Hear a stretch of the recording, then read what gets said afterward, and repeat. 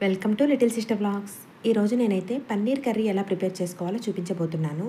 ఈ కర్రీ అయితే రైస్, దోశ, చపాతీ, పరాటా దేనిలోకైనా చాలా బాగుంటుంది. నేనైతే ఈ పన్నీర్ కర్రీ ప్రిపేర్ చేయడం కోసం 200 గ్రామ్స్ పన్నీర్ తీసుకున్నాను. దీనిని మనకు కావాల్సిన సైజులో కట్ చేసుకోవాలి.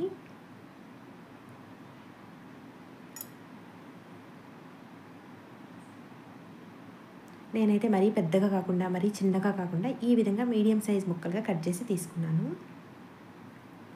ఇప్పుడు కట్ చేసిన పన్నీర్ను సాల్ట్ వాటర్లో వేసి క్లీన్ చేసుకోవాలి. ఈ విధంగా సాల్ట్ వాటర్లో క్లీన్ చేసుకోవడం వలన పన్నీర్ అనేది కొంచెం లైట్గా పులుపు టేస్ట్ ఉంటుంది. ఆ పులుపు టేస్ట్ పోయి పన్నీర్ అనేది ఫ్రెష్గా టేస్ట్ అనేది చాలా బాగుంటుంది.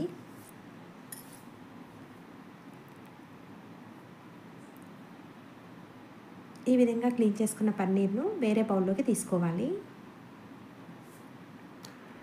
స్టవ్ పై ప్యాన్ పెట్టుకొని 4 స్పూన్లు ఆయిల్ వేసుకోవాలి.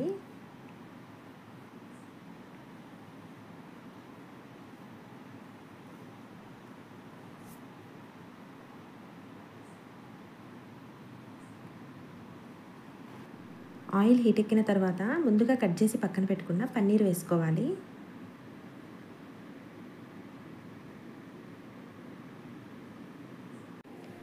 ఇప్పుడు పన్నీర్ని నెమ్మదిగా ఫ్రై చేసుకోవాలి. ఈ పన్నీర్ని మరీ ఎక్కువసేపు ఫ్రై చేసుకోకూడదు. మరీ ఎక్కువసేపు ఫ్రై చేసుకోవడం వలన పన్నీర్ అనేది గట్టిగా అయిపోతుంది. ఒక 2 నిమిషాలు అలా ఫ్రై చేసుకొని పక్కకి తీసుకుంటే సరిపోతుంది. ఈ విధంగా పన్నీర్ని 2 నిమిషాలు అలా లైట్గా వేపుకున్న తర్వాత వీటిని వేరే బౌల్లోకి తీసుకోవాలి.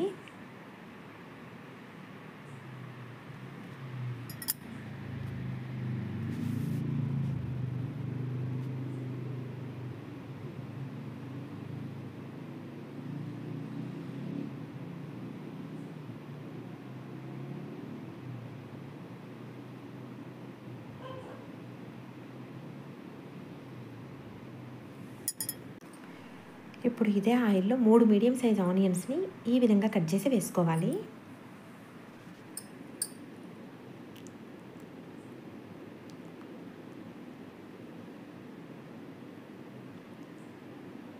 ఈ ఆనియన్స్ని సాఫ్ట్గా అయ్యే వరకు ఫ్రై చేసుకోవాలి.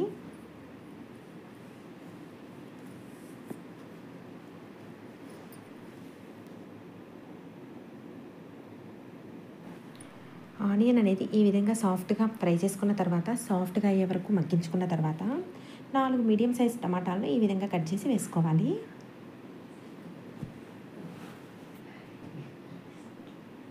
ఇప్పుడు ఈ టమాటా కూడా సాఫ్ట్గా అయ్యే వరకు మగ్గించుకోవాలి.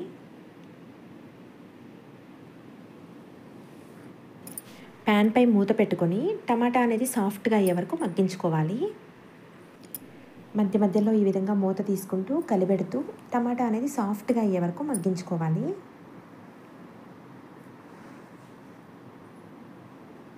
చివరిగా ఒక్కసారి మూత తీసి చూపిస్తున్నాను. చూడండి, టమాటా అనేది ఈ విధంగా సాఫ్ట్గా మగ్గిపోయింది. ఇప్పుడు స్టవ్ ఆఫ్ చేసేసి దీన్ని పూర్తిగా చల్లారనివ్వాలి. ఇప్పుడు మిక్సీ జార్ తీసుకొని ముందుగా మగ్గించి చల్లార్చుకున్న టమాటా ఆనియన్ వేసి మెత్తని పేస్ట్లా చేసుకోవాలి.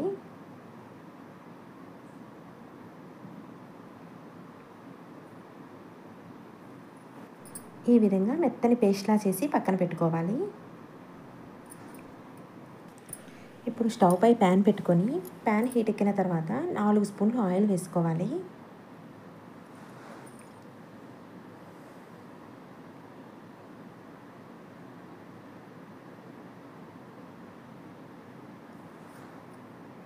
ఆయిల్ హీట్ ఎక్కిన తర్వాత 1 ఇంచు దాల్చిన చెక్క, 2 లవంగాలు, 2 యాలకులను కచ్చా పచ్చగా నలుగొట్టి వేసుకోవాలి. అలానే కొద్దిగా జీలకర్ర కూడా వేసుకోవాలి.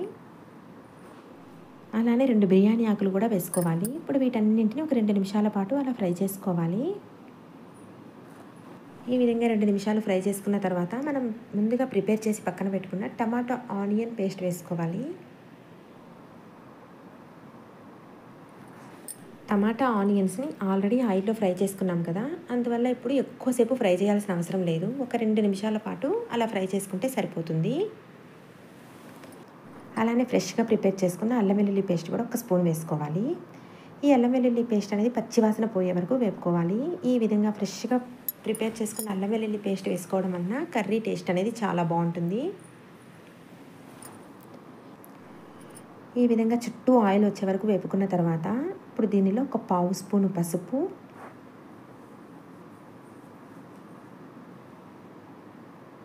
అలానే 1 స్పూన్ ఉప్పు, అలానే 2 స్పూన్లు కారం వేసుకొని దీన్నంతా మొత్తం మిక్స్ అయ్యేలా ఒక్కసారి ఇలా కలుపుకోవాలి.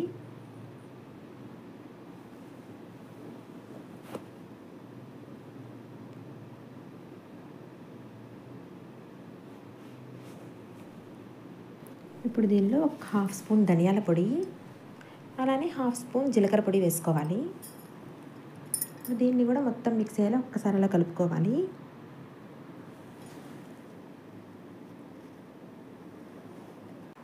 అలానే ఒక 3 స్పూన్లు పెరుగు వేసుకోవాలి.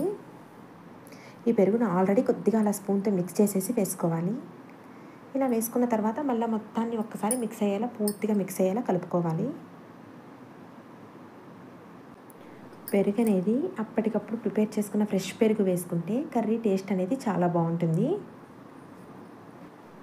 ఈ విధంగా మొత్తం మిక్స్ అయ్యేలా కలుపుకున్న తర్వాత ప్యాన్ పై మూత పెట్టుకొని ఒక 2-3 నిమిషాల పాటు మగ్గనివ్వాలి. ఇప్పుడు మూత తీసి చూపిస్తున్నాను. 2-3 నిమిషాల పాటు ఈ విధంగా మగ్గిన తర్వాత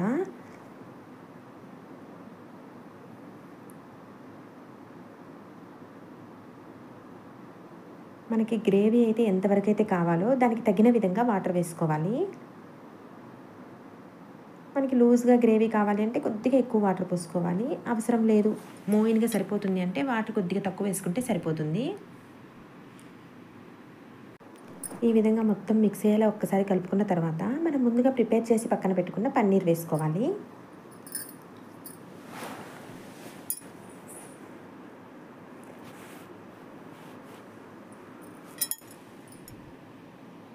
ఈ విధంగా పన్నీర్ వేసుకున్న తర్వాత లైట్గా ఒక్కసారి అలా కలుపుకొని ప్యాన్ పై మూత పెట్టి మళ్ళీ మగ్గించుకోవాలి.